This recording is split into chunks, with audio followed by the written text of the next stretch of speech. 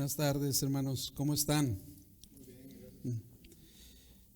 Doy gracias a Dios por cada uno de ustedes. En verdad, es una hermosa iglesia en la cual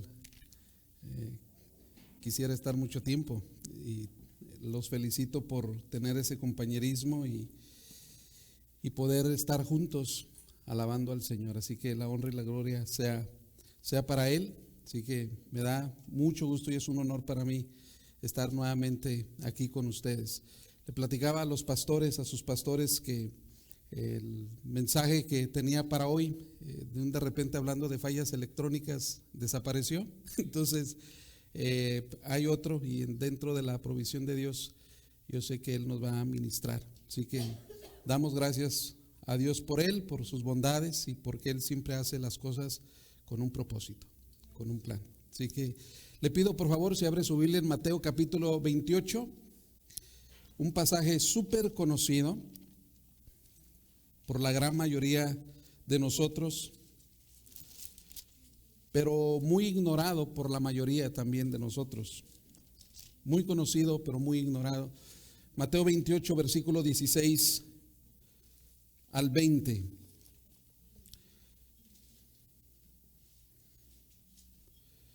Versículo 16 al 20, si lo tiene puede acompañarme en la lectura de estos versículos. Mateo 28, 16 al 20, la palabra del Señor dice de esta manera: pero los 11 discípulos se fueron a Galilea, al monte de Jesús que les había ordenado, y cuando le vieron le adoraron, pero algunos dudaban. Y Jesús se acercó y les habló diciendo: toda potestad me es dada en el cielo y la tierra.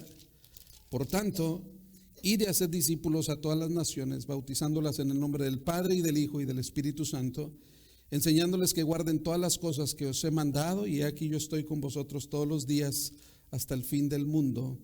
Amén. Vamos a orar. Padre, bendice tu palabra en este momento.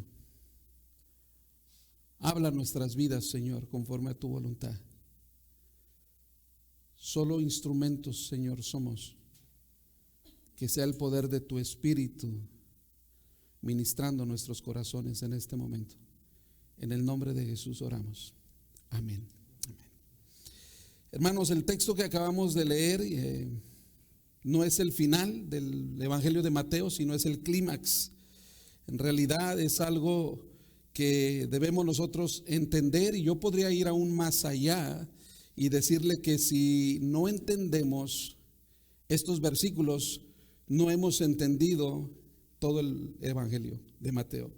Es muy importante entender estos últimos versículos para poder entender lo que viene diciendo el Señor Jesús en todo el Evangelio. Él va llevando este mensaje de su ministerio y llega al clímax en los versículos finales para darnos a entender lo que es la misión de la iglesia. Y este mensaje es tan importante que puedo decirles con honestidad que en mi corazón hay una carga cada vez que predico este mensaje, este pasaje de la Escritura.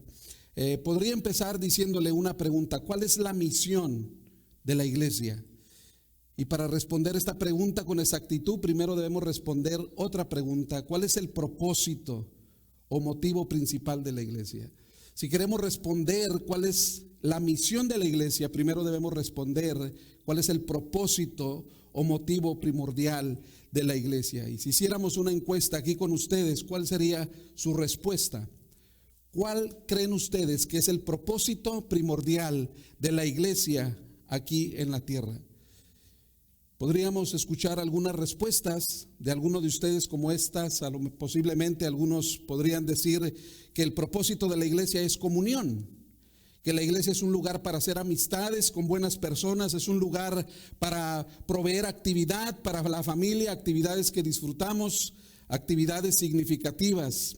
Otros podrían también decir que la misión principal de la iglesia es la enseñanza, que el objetivo de la iglesia es diseminar en cierta manera doctrina, fortalecer creyentes, expresar la teología, proveer principios para la vida cristiana práctica, preparar a personas para diferentes responsabilidades en la iglesia, instruir a los niños y a los jóvenes en obediencia a la ley de Dios, con objetivo de llevarlos a la madurez en Cristo. Aunque esto es muy importante, no es la primera opción del propósito principal de la iglesia. Otros podrían decir que el propósito real de la iglesia es alabar a Dios, que la iglesia realmente es una comunidad que alaba, debe alabar, una comunidad de personas que exaltan a Dios por quién es Él, lo que Él ha hecho, etcétera, etcétera. Y obviamente algunos de ustedes podrían sugerir que la actividad principal en el cielo es esa, alabar a Dios. Por lo tanto, si esa es la responsabilidad primordial en el cielo de alabar a Dios, ¿por qué no debe ser esa el principal propósito o central aquí en la tierra? Pero ninguno de estos, amados hermanos, ni siquiera todos ellos en combinación son el propósito principal de la iglesia. Ahora escúcheme, porque el propósito principal de la iglesia, según la Escritura, es glorificar a Dios. Es vivir para la gloria de Dios. Ese es el propósito principal de la iglesia. En Efesios capítulo 1 nos dice que fuimos salvos para alabanza de la gloria de Dios o de su gracia. Para eso fuimos salvos, para alabanza de la gloria de su gracia. En el capítulo 1, versículo 12 nos dice también que a fin de que seamos para alabanza de su gloria. Entonces ese es el propósito principal de la iglesia, glorificar a Dios a través de nuestras vidas. Ahora, habiendo respondido esta pregunta, ahora podemos responder la primera pregunta que yo les hice: ¿cuál es la misión de la iglesia? Si el propósito es glorificar a Dios, ¿cuál es la misión de la iglesia? La respuesta es más clara cuando nosotros vemos la historia de redención. Cuando nosotros nos enfocamos en la historia de la redención, ahí podemos ver el objetivo o la misión principal de la iglesia. Recuerde, volvemos desde el Génesis, cuando el hombre cayó en pecado en el huerto, debido a la caída del hombre, toda la raza humana fue condenada a la muerte en el infierno por su pecado. Cayeron en pecado. La raza humana entera murió, en un sentido, en el pecado de Adán, pero de manera inmediata, ¿qué Dios hizo? Dios determinó redimir al hombre de regreso consigo mismo. Y si usted recuerda la historia, usted recordará que cuando Adán cayó en pecado, su pecaminosidad hizo que se aislara de Dios, se escondió de la presencia de Dios. Adán no estuvo dando vueltas en el huerto diciendo: ¿dónde estás, Dios? ¿Dónde estás, Dios? Buscando a Dios. Sino fue Dios en Génesis capítulo 3, versículo 9, quien llegó al huerto, y dijo: ¿dónde estás tú? Y la intención de eso es que sepamos que es Dios quien inicia a partir de su amor propio la obra salvadora. Es Dios quien inicia el proceso de salvación. El hombre caído ni siquiera busca a Dios, dice Pablo en Romanos capítulo 3. Es Dios quien es el buscador. Es Dios quien tomó la iniciativa de llamar al hombre de regreso, motivado por amor de su gracia, para su propia gloria. Así que note bien, desde el primer llamado en Génesis 3:9, Adán, ¿dónde estás tú?, hasta el último llamado en Apocalipsis capítulo 22, versículo 17, donde dice: el espíritu y la novia dicen: ven, el que tiene sed venga y tome del agua de la vida gratuitamente. Así que desde la primera invitación hasta la última invitación de las Escrituras y todo lo que hay en medio de estos dos puntos, Dios es un Dios que anhela redimir al hombre caído para sí mismo. Ese es el punto aquí, esa es la misión principal de la iglesia. Ahora, viendo la obra redentora de Dios, descubrimos las dos cosas: el propósito y la misión de la iglesia. Cuando vemos la redención, cuando vemos la salvación, ahí encontramos ambas cosas: el propósito de la iglesia, la misión de la iglesia. ¿Cuál es la misión de Dios? Salvar pecadores. ¿Cuál es el propósito de Dios? Para su propia gloria. Así que Dios se glorifica a sí mismo salvando pecadores. Las dos cosas están en Él, y así ha sido, Dios ha sido, y Dios continúa y continuará buscando redimir a la gente con el propósito de darse gloria a sí mismo. Entonces, note, yo quiero que usted vaya entendiendo este punto. El mismo propósito de Dios y la misma misión de Dios es el mismo propósito y misión que la iglesia deben tener. Ese es el punto aquí, el propósito de la iglesia, que es la gloria de Dios. ¿Cuál es la misión de la iglesia? Ganar hombres y mujeres para que le den gloria al Señor. Amado hermano, Dios es glorificado en el milagro de esta transformación. No hay nada mayor ver a un hombre pecador redimido, alabando al Señor y dándole gloria al Redentor. Ahora aquí está el punto, y yo quiero que ponga mucha atención en esto para que no se me pierda en el sermón. Yo sé que después de la comida la tendencia es bajar la guardia. Yo quiero que la mantenga en alto, porque este es el punto aquí. La persona que desea glorificar a Dios, el creyente que quiere honrar a Dios, debe entonces amar la misión de Dios. ¿Y cuál es? Amar al mundo perdido en la manera que Dios ama al mundo perdido. Y entregar su vida, tu vida y mi vida, a causa de ganar ese mundo perdido. Eso es lo que Él hizo. Eso es lo que el Señor entregó su vida para este mundo. Dios amó a un mundo perdido, buscó ganarlo para sí mismo, para su propia gloria. Dios es el primer misionero en la historia, porque Él fue el primero que mandó a su Hijo para salvar al mundo. Y también es el mismo propósito del Padre, es el mismo propósito del Hijo. Es el mismo propósito tanto del Padre como de Cristo. Jesús vino al mundo, amó a un mundo perdido y buscó ganarlo para sí mismo, para la gloria de su Padre. Yo quiero que vaya por un momento a Juan capítulo 17, versículo 3. En un momento más regresamos a Mateo 28.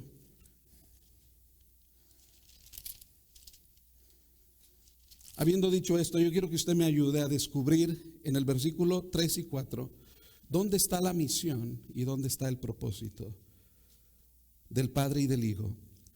Capítulo 17 de Juan, versículo 3. El Señor Jesús dice de esta manera: y esta es la vida eterna, que te conozcan a ti, el único Dios verdadero, y a Jesucristo, a quien has enviado. ¿Qué encontramos aquí? ¿La misión o el propósito? Vemos la misión. ¿Cuál es la misión del Padre y del Hijo? Que lo conozcan, que te conozcan a ti, el único Dios verdadero, y a Jesucristo, a quien has enviado. Esa es la misión. ¿Dónde está el propósito? Nota el propósito, versículo 4. Yo te he glorificado en la tierra y he acabado la obra que me diste que hiciese. Todo lo que tú me has dado, lo he hecho para tu gloria. ¿Y cuál ha sido esto? Darte a conocer, que te conozcan a ti y que me conozcan a mí. Misión y propósito tanto del Padre como del Hijo. Cristo vino para glorificar al Padre. Ese es el propósito de Jesús al venir a esta tierra, según el versículo 4. Y Cristo vino para eso. ¿Y cómo lo hizo? Bueno, buscar y salvar lo que se había perdido. De esa manera Él glorificó a su Padre, buscando y salvando a pecadores. Nada trae más gloria al Padre y al Hijo que la redención de un pecador, como yo le decía en un momento. Ahora, eso es precisamente, amados hermanos, esto es precisamente lo que la misión de la iglesia es. No es diferente. No es la misión de la iglesia diferente a la misión del Padre. No es la misión de la iglesia diferente a la misión del Hijo. La misma misión del Padre y del Hijo es la misma misión de la iglesia.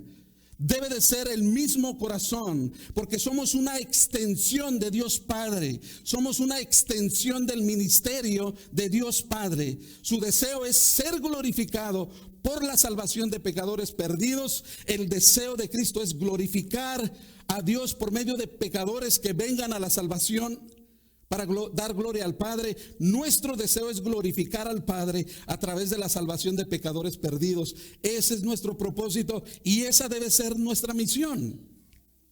En este capítulo de Juan 17 se presenta de una manera tan clara. Ve el versículo 6 del capítulo 17. He manifestado tu nombre a los hombres que del mundo me diste. Tuyos eran y me los diste y han guardado tu palabra. En otras palabras, el Señor Jesús le dice al Padre, ellos saben que estoy haciendo, ellos saben lo que estoy haciendo y ellos saben que lo que yo estoy haciendo es lo que tú deseas que sea hecho. Note el versículo 6, he manifestado tu nombre a ellos, a los que tú me diste, tuyos eran y me los diste, y ellos han guardado tu misión, han guardado tu palabra, porque yo se las he enseñado. Es un punto de ir trasladando, de ir llevando la misión de un lado a otro, del Padre, del Hijo a su iglesia. Y el Señor Jesús concuerda en este punto, en la oración última con el Padre. Él les ha dicho exactamente a los discípulos cuál es su misión. Y aquí está en el versículo 7. Ahora el clímax está en el versículo 18. Note el capítulo 17, versículo 18. Como tú me enviaste al mundo, ¿para qué? Para cumplir esa misión y ese propósito. Como tú me enviaste al mundo, así yo los he enviado al mundo. O sea, Señor, la misma misión que tú y yo tenemos es la misma misión que yo les doy a ellos. Así como tú me has enviado, así también yo los envío a ellos.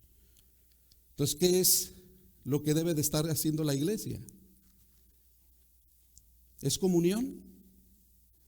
Si la misión de la iglesia fuera tener compañerismo, que no está mal, no es correcto, hemos disfrutado y es bueno y es necesario, pero no es la principal misión de la iglesia. Si fuera la comunión, deberíamos de ser salvos y ser llevados inmediatamente al cielo, donde hay una comunión perfecta, en donde no hay nada que viole la comunión, donde no hay roces entre unos a otros. Hay una comunión perfecta en el cielo, amor perfecto, comunión perfecta. Escuche bien, hermanos, si la comunión fuera nuestro propósito, Dios ya nos hubiera llevado al cielo. ¿Y qué de la enseñanza? Si nuestro propósito es que conozcamos doctrina y tengamos conocimiento, lo mejor que Dios podría haber hecho con nosotros es llevarnos inmediatamente al cielo también, donde conoceríamos cómo somos conocidos, donde toda la enseñanza va a cesar porque todo el mundo conoce todo lo que necesita conocer. No, amado hermano, el propósito de la iglesia no es la enseñanza, el propósito de la iglesia no es comunión, porque ya estuviéramos en el cielo. Y bueno, ¿qué acerca de la alabanza? Si Dios quisiera alabanza perfecta de su iglesia, nos llevaría al cielo también, ¿no cree? Porque ahí es donde hay alabanza perfecta, es donde ocurre perfecto. Nuestra alabanza aquí es turbia, así como nuestra enseñanza también lo es, nuestra comunión también lo es. Si todo lo que Dios quisiera fuera alabanza, entonces vámonos al cielo y ahí tendremos todo perfecto. Comunión, alabanza, etcétera, enseñanza, etcétera, etcétera. El punto está aquí y deseo que lo entienda bien en esta tarde. Solo hay una razón por la que usted y yo estamos aquí. Y esa es que podamos buscar y salvar a aquellos que están perdidos. Esa es la única misión y es la única razón que el Señor nos ha dejado aquí. Incluso en el versículo 15, si usted nota, dice, no los quites del mundo. Déjalos ahí, Señor, porque ahí es donde ellos van a cumplir su misión. Yo no quiero llevármelos, yo no quiero otra cosa. Yo quiero que no los quites del mundo, guárdalos del mal, pero ahí déjalos, porque ahí es donde se va a cumplir la misión y el propósito por el cual tú los has enviado. Y a ti, y como tú me has enviado, a mí también. Si el Padre... Escuche esto, si el Padre quisiera comunión con el Hijo, Él lo hubiera mantenido en el cielo, ¿no cree usted? Si el Padre quisiera conocimiento perfecto con el Hijo, Él lo habría mantenido en el cielo. Si el Padre quisiera alabanza perfecta con el Hijo, Él lo habría mantenido en el cielo.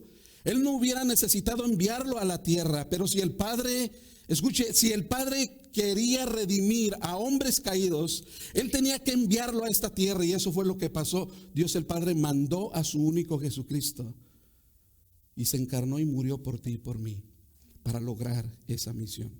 La pregunta es, ¿estamos involucrados? ¿Están, amados hermanos, ustedes como iglesia involucrados en ganar hombres y mujeres para Jesucristo? Yo sé que lo han estado y doy gracias a Dios por ello. No se desanimen, esa es la misión de la iglesia. Y es ahí donde mi tiempo, es ahí donde mi energía, es ahí donde mi esfuerzo, es ahí donde mi talento, mi dinero deben estar concentrados para hacer eso. Esa es la única razón por la que usted está aquí en la tierra y por la cual el Señor no se lo ha llevado. Para cumplir esa misión y ese propósito. Si no lo estamos haciendo, necesitamos reexaminar nuestros objetivos. Ahora, al entender esto, podemos llegar al pasaje de Mateo 28. Quiero que vaya, por favor, una vez más a este pasaje. Mateo 28.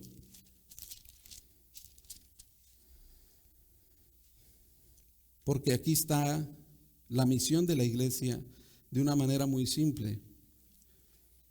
Todo lo que Cristo hizo cuando Él estuvo aquí en la tierra fue para esto.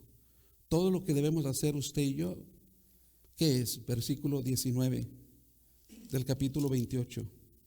Id y haced discípulos a toda la tierra. Esa es la misión. Id y haced discípulos. Eso es lo único que quiero que entienda por este momento. Id y haced discípulos.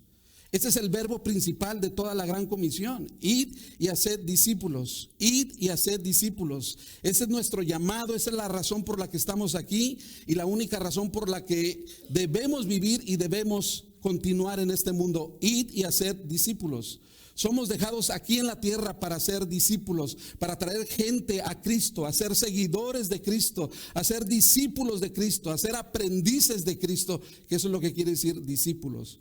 Pero la triste realidad es que la iglesia está enredada en otros asuntos realmente triviales y cosas inútiles. Y perdemos el tiempo en tantas cosas que realmente no nos enfocamos en lo que debemos enfocarnos. Mientras la gente cercana y lejana no conoce el mensaje salvador, yéndose por la eternidad en el infierno, estamos nosotros pasando o pensando en otras cosas e invirtiendo más en otras cosas que en esta misión principal que el Señor nos ha dejado.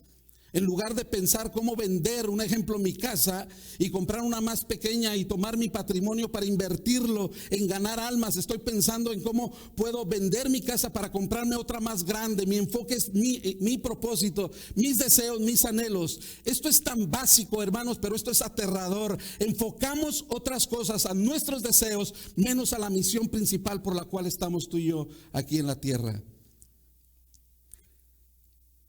Revisa tu cuenta del banco, tu tarjeta de crédito y ven que estás invirtiendo tu dinero.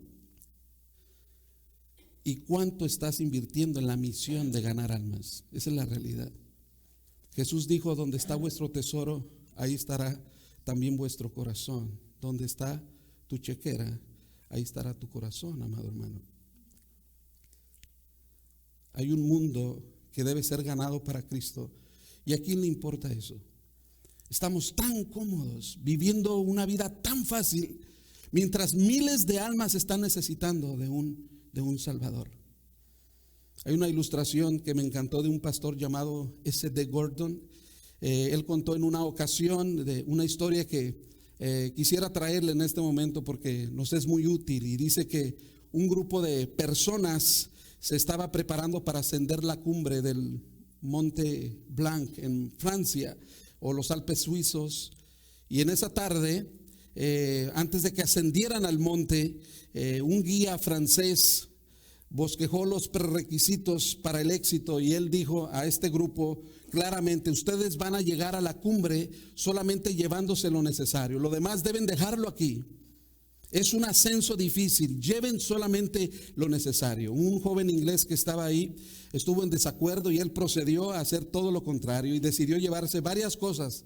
Entre ellas él decidió llevarse una colcha de colores brillantes, pesada y grande, algunos pedazos grandes de queso, una botella de vino, un par de cámaras y varios lentes que estaban colgados en su cuello y también algunas barras de chocolate. Así que el guía, cuando lo vio, le dijo: nunca vas a llegar con eso, únicamente puedes llevarte lo necesario para ascender. Pero el joven no hizo caso. Él salió frente al grupo para probarles que él podía hacerlo y llegar a la cumbre con todas estas cosas. Después de un tiempo que el grupo siguió y continuó la dirección del guía, apenas algunos kilómetros adelante o millas, empezaron a ver a un costado del camino. Primero empezaron a ver una colcha de colores brillantes más adelante un pedazo de queso, luego una botella de vino al otro lado, un equipo de cámara por otro y algunas barras de chocolates tiradas por todos lados. Al final, cuando llegaron a la cumbre, descubrieron que sí, precisamente el joven estaba ahí, pero tuvo que haber dejado todo lo que traía cargando para poder llegar a la cumbre. El hermano, el pastor S.D. Gordon, aplica esta historia espiritualmente de una manera increíble y buenísima. Y él dice estas palabras: tantas personas, cuando se dan cuenta de que no pueden llegar a la cumbre con todos sus accesorios, no se preocupan por llegar a la cumbre y levantan su tienda en la planicie, y la planicie está muy llena de tiendas. ¿Entiende usted ese punto? Está muy llena de tiendas y prefieren la comodidad y se quedan en vez de pagar el precio. La pregunta que viene para usted y para mí en esta tarde: ¿entendemos por qué existimos? Muchos no están dispuestos a pagar el precio y deciden quedarse en la comodidad de la vasta mayoría. Eso dice el pastor Gordon. Podemos entonces muchos de nosotros decirle a Jesús: sí, Padre, yo sé que el Padre te envió al mundo para glorificarlo y para ganar almas a los perdidos. Sé que me mandaste también a mí al mundo para glorificar al Padre, ganando almas perdidas. Pero Señor, tú entiendes, yo puedo hacerlo con todos mis accesorios. Yo puedo hacerlo con todo lo que yo tengo. Yo puedo continuar así, hacerlo. Hermanos, realmente es difícil hacerlo cuando no decidimos dejar muchas cosas que tenemos y que nos detienen para cumplir esta misión. Ahora, ¿qué es necesario para el evangelismo eficaz? ¿Cuáles son las cosas para cumplir esta misión? Si ya sabemos la misión, ¿cómo la vamos a cumplir?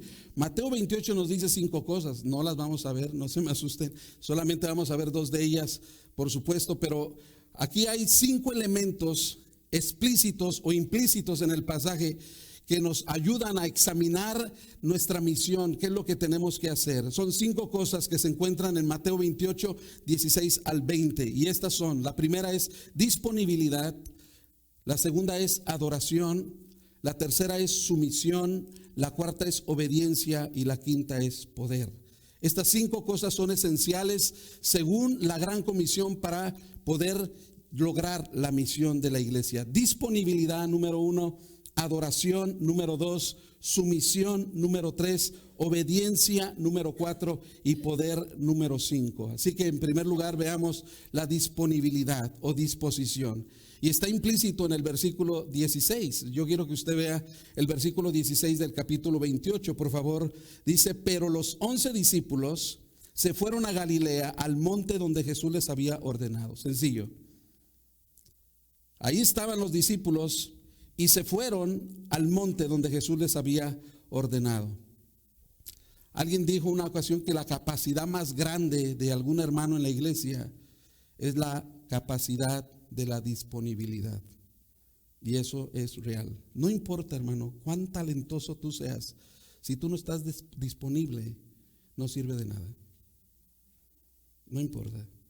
En este pasaje vemos una gran comisión en ese día. El Señor empieza a reunirlos para mandarlos a cumplir esa comisión, y van a ser personas enviadas por todo el mundo con la presencia y el poder de Cristo y su Espíritu. Pero solo los que estuvieron disponibles fueron los que recibieron ese privilegio, los que estuvieron disponibles. Y esto es lo que dice el versículo 16 claramente. Y aquí vemos la disponibilidad. Ahora ve el capítulo 26, versículo 32 de Mateo. Mateo 26, 32.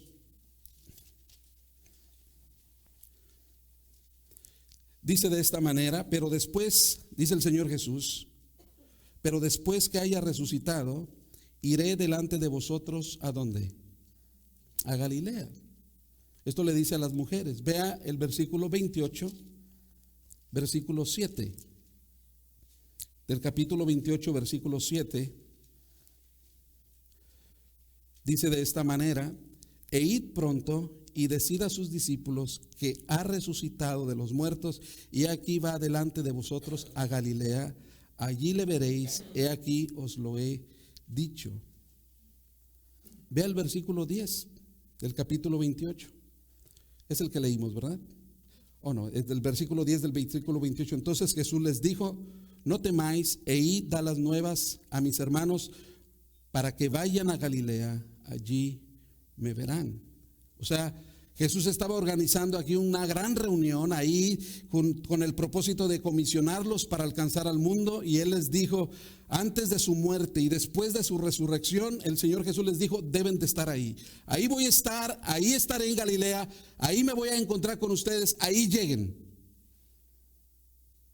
Y sin duda alguna, la noticia se esparció más allá de los discípulos. Incluso el pastor MacArthur dice que hubo más de 500, los 500 de 1 Corintios 15 estuvieron ahí, hubo una multitud, todos se congregaron. Realmente no tenemos el tiempo para hacerlo, pero se congregaron en ese monte, en ese día designado. Todos estuvieron, y todos los que estuvieron ahí es porque estuvieron disponibles, quisieron estar ahí. No tenemos, hermanos, el pasaje no nos dice con conocimiento específico cómo Jesús les comunicó el tiempo, el lugar, la hora, el día, en qué monte. No lo sabemos con claridad. Únicamente el versículo 16 dice que fueron a Galilea, al monte específico que Jesús mismo había designado. Eso es todo lo que nos dice el versículo 16.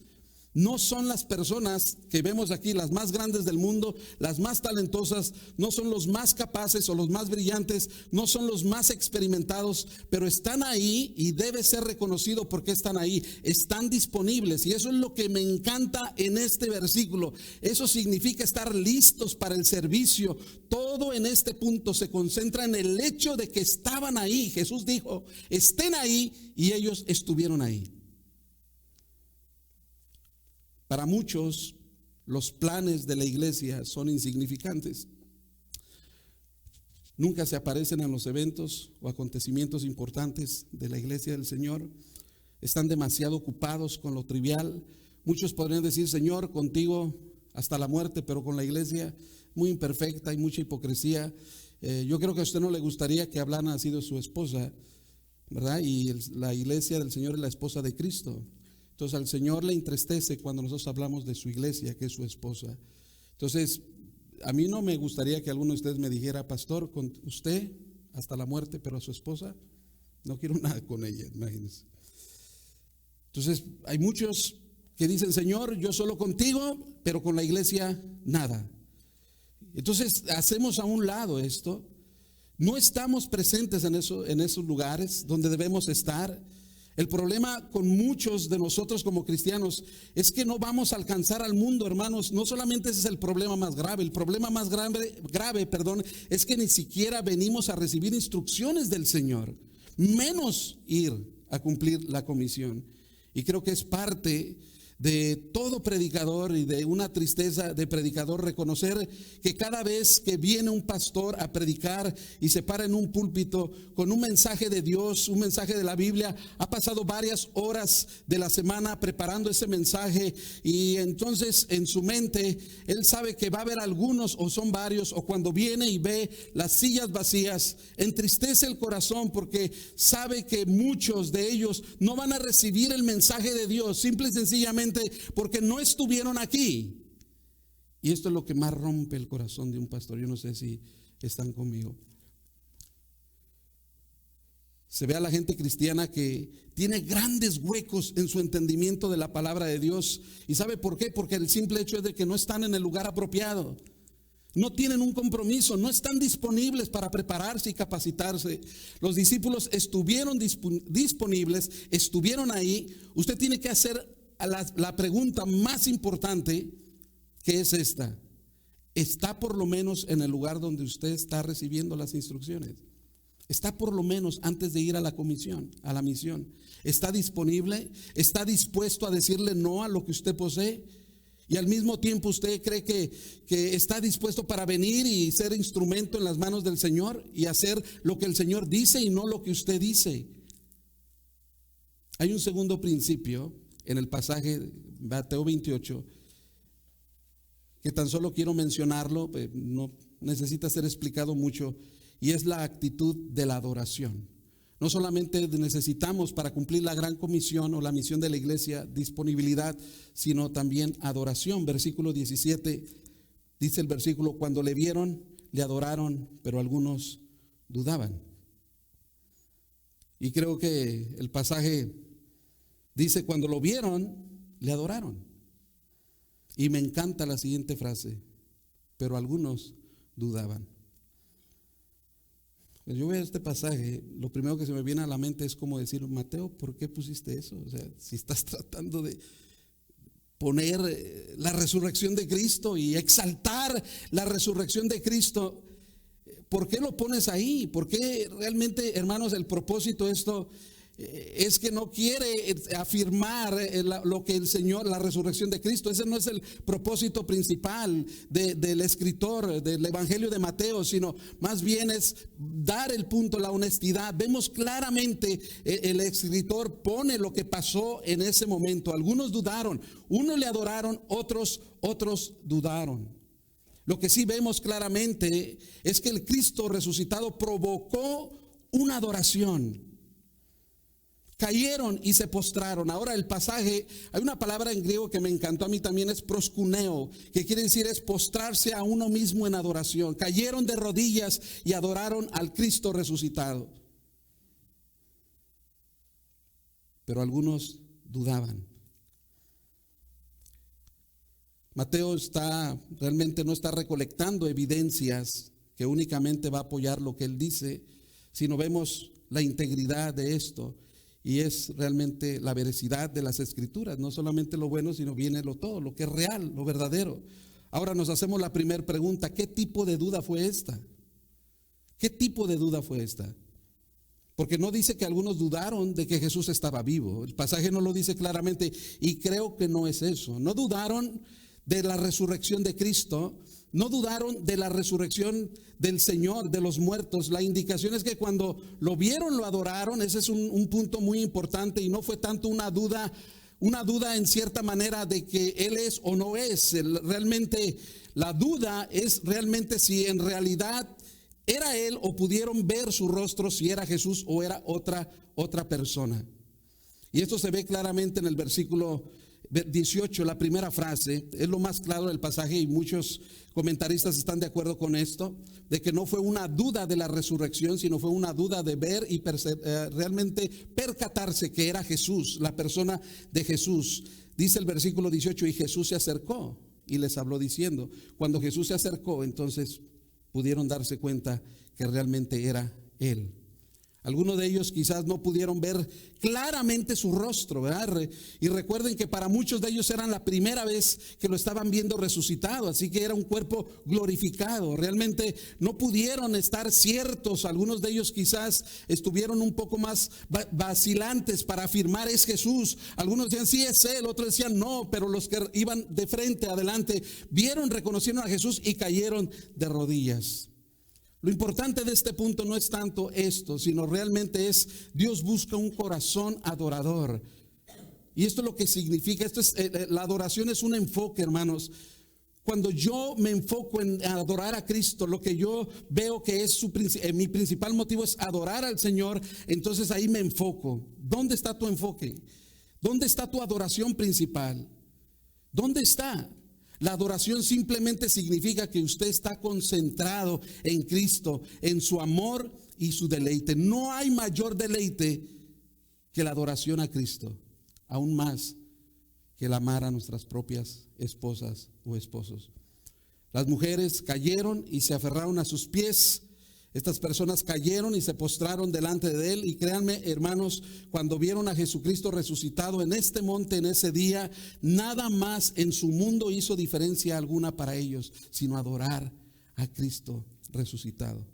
Dejó para ellos, para este grupo de hermanos, dejó para ellos importarle dónde ellos vivían, lo que habían manejado, lo que habían caminado, los kilómetros que habían caminado, diferentes lugares y cómo se veían y demás cosas. Lo que más les importaba a estos hermanos es que ellos habían visto al Cristo viviente, y en eso es más que suficiente.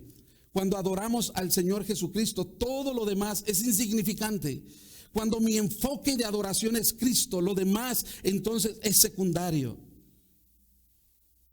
Ser un adorador es tener el corazón enfocado en la misión de Cristo.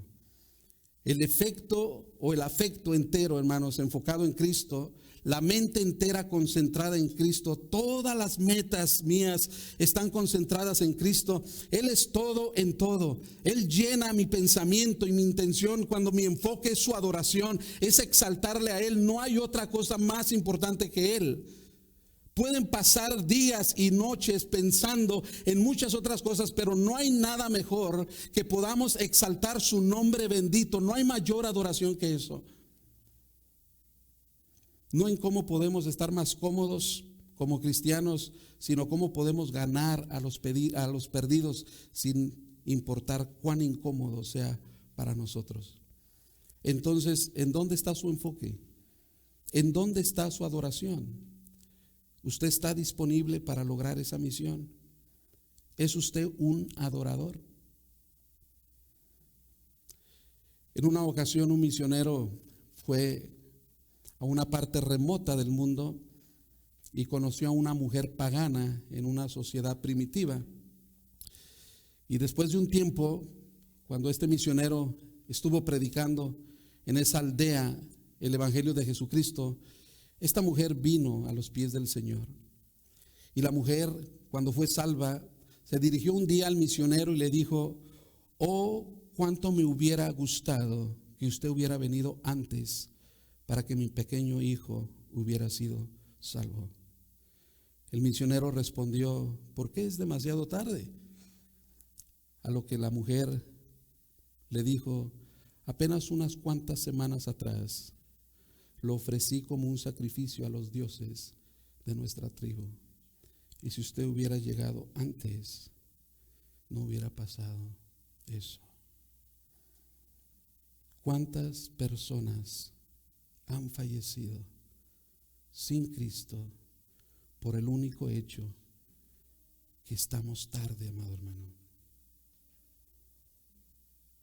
No llegamos a tiempo.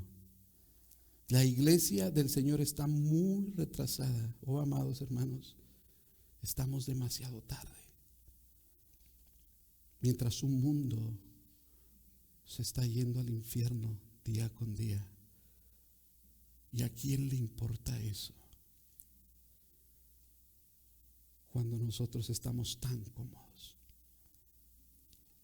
¿Cuántos o cuántas almas pasan la noche de la eternidad mientras que acumulamos, amontonamos nuestras cosas triviales y nos preocupamos con nuestros deseos personales tanto?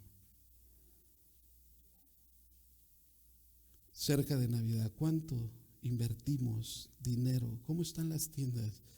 Abarrotadas para gastar, y en ocasiones caemos nosotros en ese ambiente, en ese juego, y nos olvidamos de nuestro primer enfoque misionero que el Señor Jesús nos ha mandado. Amado, que el Señor ponga en nosotros el querer como el hacer por su buena voluntad. Vamos a orar. Padre, gracias por tu palabra una vez más. Por favor, Señor, tu propósito y tu misión sea depositada en cada corazón de esta amada iglesia, de tu iglesia. Salvar almas perdidas para la gloria del Padre. Que por su gracia se una, Señor, a tu misión y propósito. La misión del Padre al escoger y al elegir para la eternidad a hombres y mujeres de este mundo. El Hijo para salvar a aquellos que el Padre ha escogido, y el Espíritu Santo para aplicar esa salvación a esos corazones. La Trinidad envuelta en esa misión. Y cuántas veces nosotros como iglesia estamos totalmente desenfocados de ello. Pon en esta iglesia disponibilidad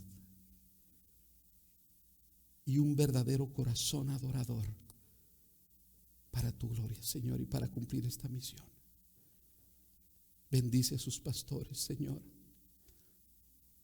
Ruego por la vida de Carlos, por la vida de Melvin, por sus familias, Señor, guárdales.